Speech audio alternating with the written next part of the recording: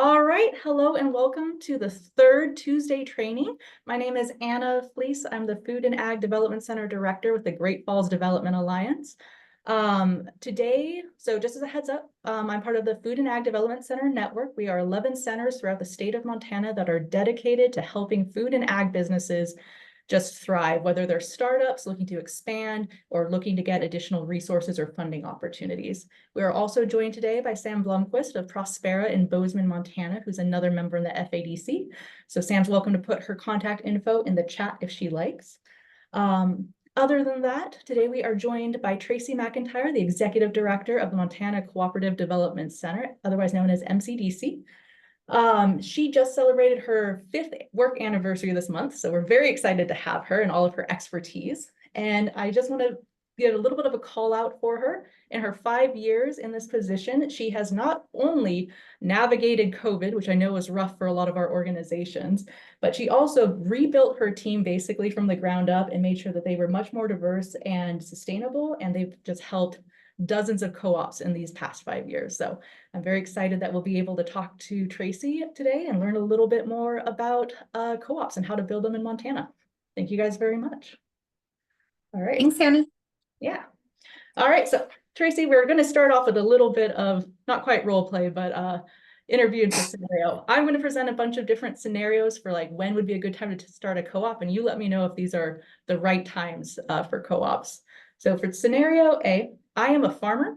Me and 3 of my friends are looking to combine our farms to do a co-op for like a direct-to-consumer meat processing. Is this a good idea for a co-op?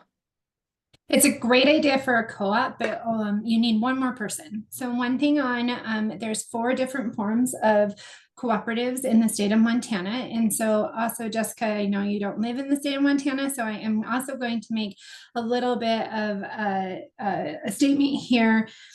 Co-ops are a global form of business, but they are controlled state by state, especially in the US. So in Canada, it's more province level, right? And so every state has different laws. And so be cautious of that. So we always like to kind of start with that caveat, making sure people understand. So in Montana, we have 4 types of co-ops. The one that you're talking about, Anna, would be a producer owned or what we call an agricultural marketing co-op. That one requires 5 people or 5 farmers, producers of those kind. The other cool thing about a producer co-op, though, is it's really within the value-added chain, and the state has some very specific language in the law that talks about what is a producer. So you can actually add some processors into it. So say it's a meat processing center, but there's also a specialty butcher that you want to bring on who owns his own company. You could bring that one in, but you and I as consumers cannot be part of that co-op. So yes, great idea. We fully support it. We've actually seen and helped support a couple, and a couple more are coming online with us. So we love the meat processing or any producer co-op. They're actually one of the oldest forms of co-ops in the state. Excellent. That's really good to know. Now, on more of the processor side, me and another 3 of my friends, I've just got, 3 really good friends who are into making co-ops. We want to start our own flour mill because, we've got a lot of like regenerative wheat farmers in our area, let's say. Do I still need 5 people total to do more of a processor co-op? I think you would want to weigh out those options. So a producer agricultural marketing co-op has some caveats within it that you would want to do. I think for that one, where it's a flour mill more from the processing side, you might want to explore a cooperative association. Some of the biggest difference there's more flexibility in the cooperative association. So as you grow, maybe you decide, hey, I do want to have consumers. That's a great way of formalizing your capital. And so you could look at something like that. I think it just gives you more flex if there's changes in the future. One thing though, and for most people, there's a lot of confusion around co-ops being charitable or nonprofits or things like that. Let me just clear the air. Co-ops are not a charity entity. Should never be treated as such.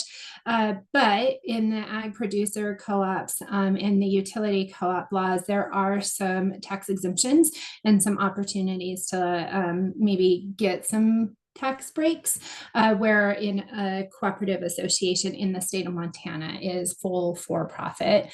What we often do though, and just to also kind of make sure everybody's on the same page on this, Co-ops are often referred to as not-for-profit, meaning that we do not set up co-ops because of stockholders' return, right? The opportunity here is in your case where you have you and 3 friends as the business owners, you all need that service, and it's about meeting the service or the need first and foremost for the members. Profit, return on profit is kind of a secondary. Now, with that said, we still want to see your mill, of course, running in the black and having a good balance sheet and everything. But the focus is really about the need and the service, not the cash on the end. Excellent.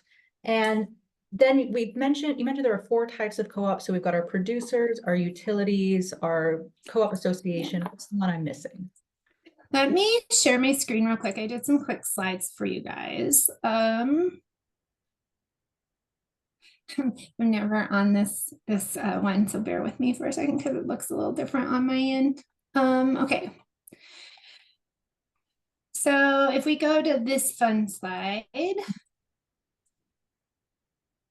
oh, that's big. Can you guys still see that? Yep, that's perfect. Okay. So we are under, again, every state has different. So in Montana, we're underneath Section 35. And so cooperative associations are the Chapter 15. That's where our office is seeing the most growth.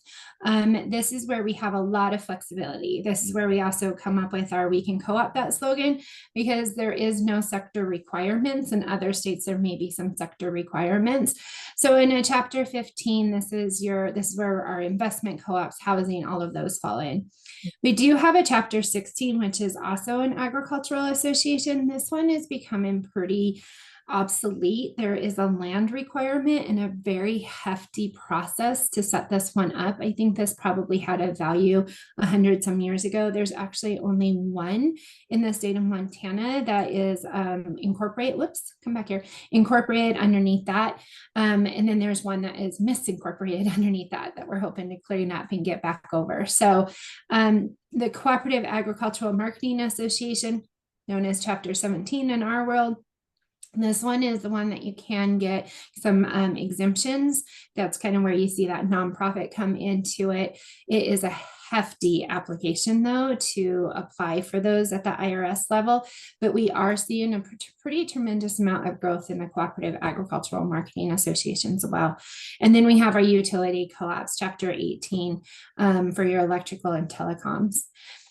Additionally, and this is something that we're working with at the Secretary of State, we have out-of-state co-ops that don't really fit in these categories, so they're under a different code, and credit unions also are underneath a different code. Then what really gets fun, I don't know how deep you want me to go on this, Anna, we can also do federal or multi-state ones too. So there's lots of ways for us to incorporate. Excellent. So that's really helpful as well, just kind of seeing all the different ways that the co-ops can happen. And so is Montana pretty unique? Because you've mentioned that every state's different and that under that Title 15 or Section 15, anything can be co-opt? Yeah, I think we're definitely we don't have those sector requirements on us, and I've never actually done how many different states have that. Just working with my counterparts, there's like 32 co-op development centers across the nation, working with them and also serving on the national board. We definitely have some unique characteristics. The flexibility is wonderful, and I think it's a great thing that we have it, but it does add maybe some extra layers and jumps through. That's why we're here, though, is to help people get through all of that. That's perfect. All right, and that ties right into my next question. Okay, so me and my 3 friends, we want to form our co-op association. How do we get started? What's our first step? So that's a great one. So the first step is you should call us, right? So if you call us, but what we have, and just get into the right slide. So we actually walk you through. Our office has created a 5-step process, and by no means do we end at step 5. It's just that to actually get you through incorporation. So really the first step is to introduce the idea. So in your case, Anna, where maybe there's a very controlled environment of 4 to 5 people that want to talk about it, step 1 and 2 probably would blend a little bit, but where it's a community and there's an idea around it. We did this in like Butte Food Co-op when we were developing them. they really kind of had some introductory levels to see, is there even a need in the community and where is that at? And would this be something to move into exploration? When you get into that exploration stage, it's really talking to those members and determining, is a co-op is a co-op the best one? So the other thing is there's also this misconception that we just throw co-ops at everything. Our team spends a lot of time talking to people in step 1 and 2, making sure that's the right fit, and then working with our counterparts like the FADCs or small business development centers and saying this doesn't really fit as a co-op. We don't think it is. So we will recommend something else. But really where it's at, and then determining if there's enough interest to create a steering committee. From there, the steering committee starts to develop the plan. We work on feasibility and business planning. We structure the governance. We spend a lot of time on governance. What's really cool is myself and my whole team, we're trained facilitators now. And so we really can help lead those through, because the other thing to keep in mind, co-ops are democratic, meaning one vote, one voice, like that whole thing through the whole system. So we start implementing those early on into the process. So it kind of builds into governance from the start. Then we'll walk you through legal. We've spent the last 5 years spending a lot of time creating templates and making sure that we have everything ready for the legal process to be as easy as possible. And we start working on policies, your state and federal incorporation processes, and then we start moving you into operation. This is where you start recruiting your membership. We do board trainings once you're fully formed and the board is selected. We can work on capitalization management and governance. And then ideally, because our office is tied to the Council of Co-ops, a non-sector trade association, you would move into those services as well. Thank you. That's actually a really good model. And Tracy, we'll be able to send out these slides in a follow-up email. Hopefully. Yeah, sorry, did you not hear me? Yep, I'm all for it. Yep. Perfect. These are public-facing slides. You can have them. Love it. So we'll send that out to everybody too. Since we're such a small group, Sam did ask a question, which I think would be great to talk about at this point, but can you give us a brief case for why a co-op model is beneficial versus maybe a more traditional for-profit or a non-for-profit? So let's start with a nonprofit. So in a nonprofit, you really get into that charitable versus non-charitable. There's some pros and cons to that. And that's one of the conversations that we have. So in a nonprofit, though, there is no ownership. And so we're really talking about this on multiple levels. I actually even have an article wrote and some slides which I don't have with me today, but talking about a nonprofit, a mutual benefited corporation, and a co-op and what those differences are. The biggest difference is ownership and control. If you give money into a charity, unless you're on the board, you really don't have any say after that, right? It's gone. In a co-op, what you do have is through your membership voice, annual meetings, electing board people, all of that, you do have a voice on how that money's spent. Some co-ops can, like our investment co-ops, can literally get down into the nitty-gritty with their membership. And then at the end, if something was to happen, a nonprofit can't give you dividends or patronage back, right? Or if it dissolves, you don't get any of those assets back. They have to be to return to that. Where if a co-op dissolves, you actually receive, you have equal share in debt and profit. So keep that in mind. You don't want to see a co-op fail if it has a lot of debt. And then also you can, if it's structured as such, receive patronage, which is based on a return based on how much you use the co-op, or if you've created an investment opportunity with it and you've invested additional money, you can get a dividend return on it. So that's the biggest difference between those.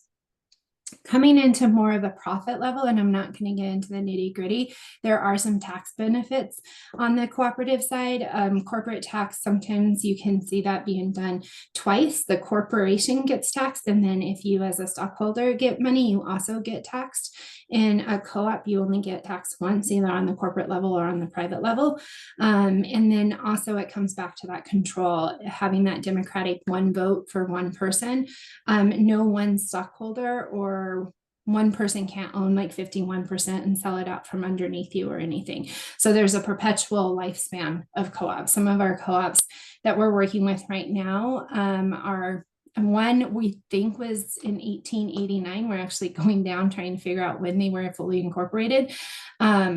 Doesn't matter. We need to work with them now. But yeah, I mean, that's just shows you how old the co-ops are, and how they just can continually grow and change. Hopefully that answered it, Sam. That's really cool. I had no idea like how old some co-ops are, but that makes a lot of sense. In some ways, they're one of the oldest like They form of businesses, are. organizations. Yeah. The oldest co-op is the Philadelphia Mutual Insurance, and it was formed by Benjamin Franklin.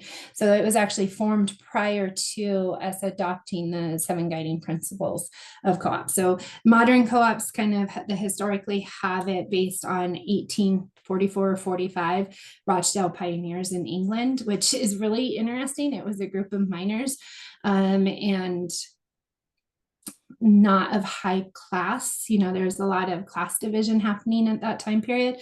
They were being gouged by the people that had money on they were controlling all of their food access and stuff. So a group of pioneers, they called themselves the Rochdale Pioneers, came together and formed a grocery store and created 7 guiding principles that are still used today, across the globe in co-ops.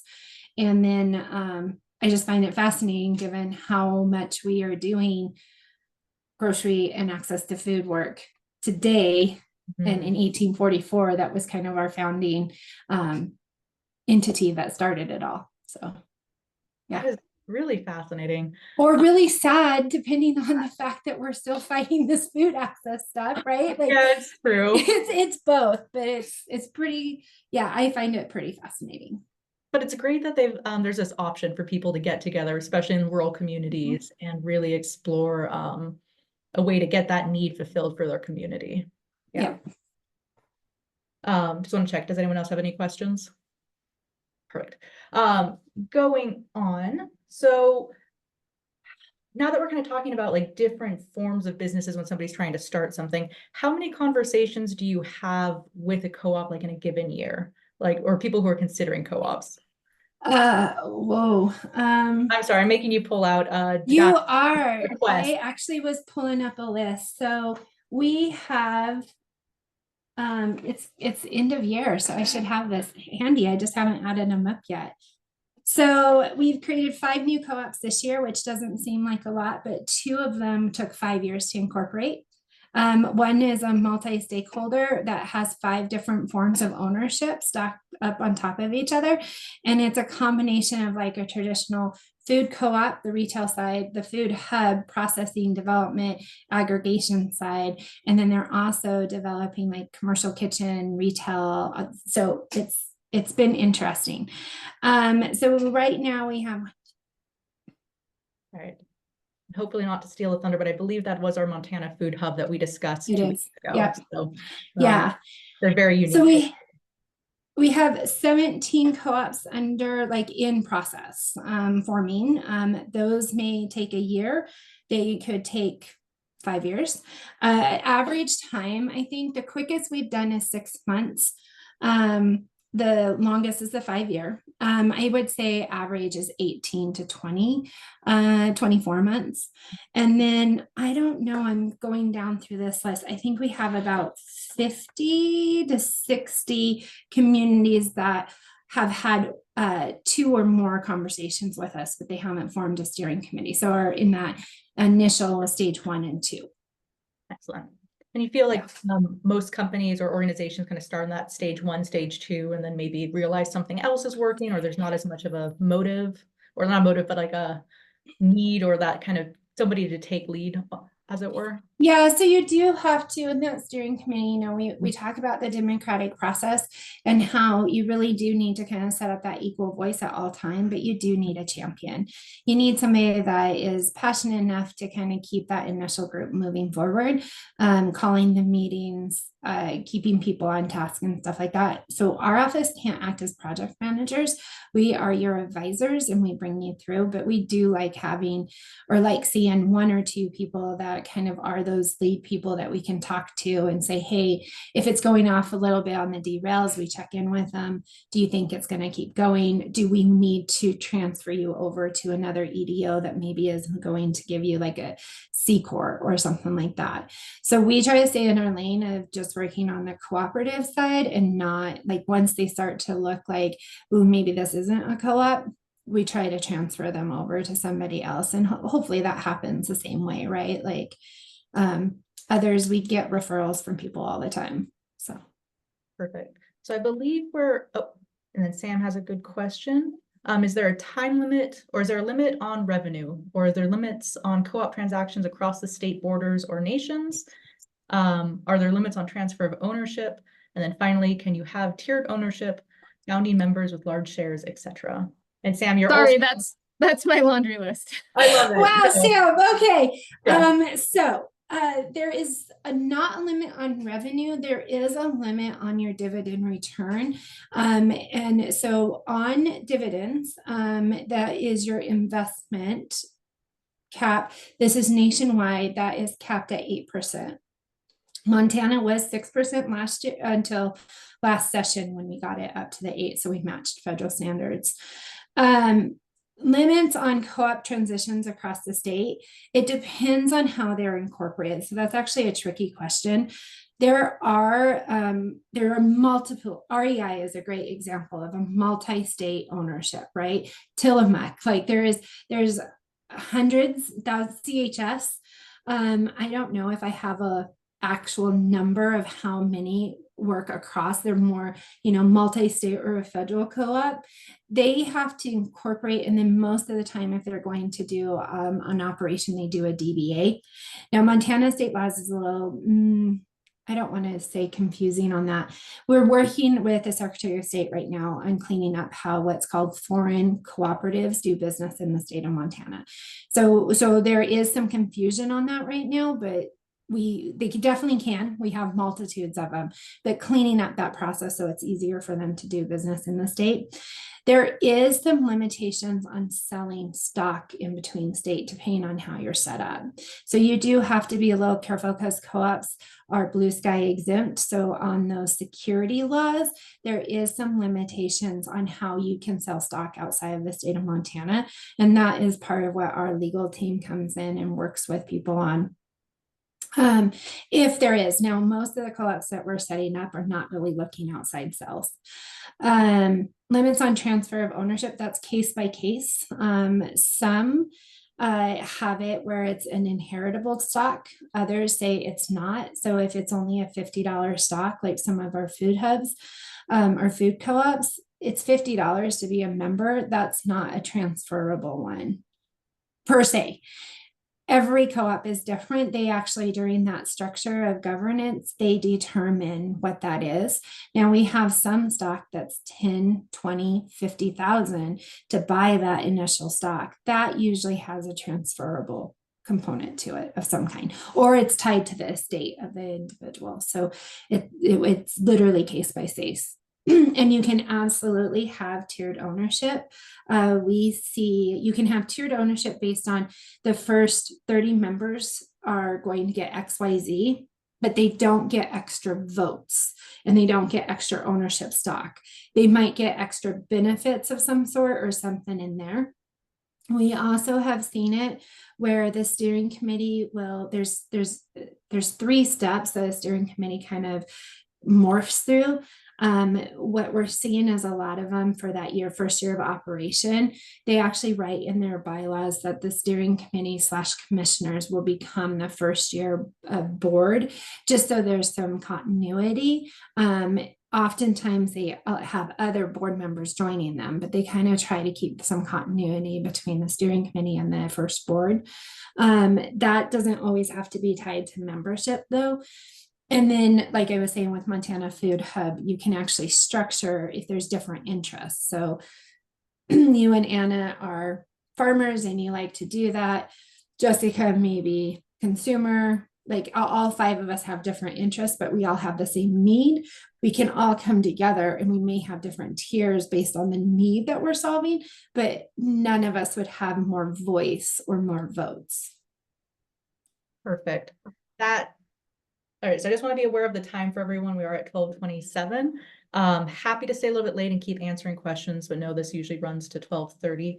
I just want one more question from my side.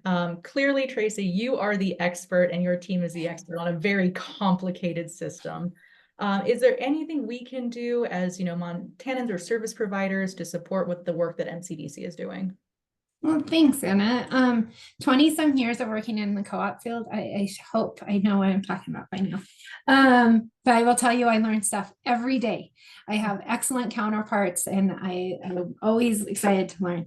I think more than anything, I just love the relationships that that we have had and that we continue to form with our counterparts in the state of Montana, from the FADC's Small Business Development Center, Montana Manufacturing. I mean, our laundry list of partners is pretty intense.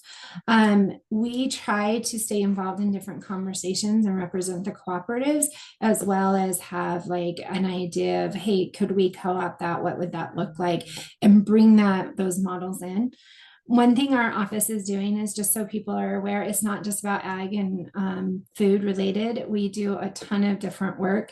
We have childcare models. We actually are publishing toolkits on investment or opportunity development ones right now on multi-stakeholder worker conversion. Succession planning using the cooperative model is really becoming a forefront model across the US. And so we are publishing that. Actually, it's published. It's just we're doing our press release and tours right now. So I think that would be maybe the biggest thing, Anna, is to help let people know that this is a resource here. The state of Montana helps fund us, so we're free for startup services. And state of Montana and rural development have been highly supportive of our work. So that allows us to provide those startup services for free. Once you get into the implementation and you're incorporated and stuff, that kind of gets transferred over to the council, where we do have some fees tied to it. But overall, so I appreciate that question, though. That was very kind of you. Well, we all work as a network and a support system for the economy of Montana and all of its so. Excellent. Does anyone have any additional questions or want to keep the conversation going? I mean, I've been learning so much. This has been fantastic. I appreciate you guys, and I value the learning, and I'm hoping that in the next few years I'll be at that point where I'm ready to jump in. But I really appreciated the ongoing conversation, because I learn a lot every time. So thank you. I don't have any like burning at this moment questions, but I'll put my my email in the chat. So if anything pops up or be like, oh, I should have asked that question, don't hesitate to shoot me an email. And that email will be included in the follow-up email I'll be sending to everyone as well, along with the slides and the link to the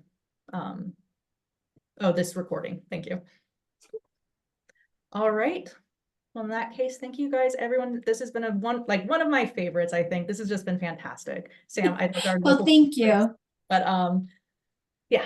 And if you guys have any follow-up questions, please feel free to reach out. I'll be including some additional Tuesday trainings at the bottom of the email, so keep an eye out for those, or through our Food and Ag monthly newsletter. We've got some great ones coming up, including next month we'll be interviewing Tom Knopf of Eden Feeds, who's a local value-added producer in Great Falls. And then we'll be working with Tammy Howard of NCAT about their farmers market vendor toolkit, which I'm super excited about. Give people that edge for planning their next farmers market. Cool. All right. Thank you guys so much. And we'll be in touch. Take care. Great. Thank you, Anna.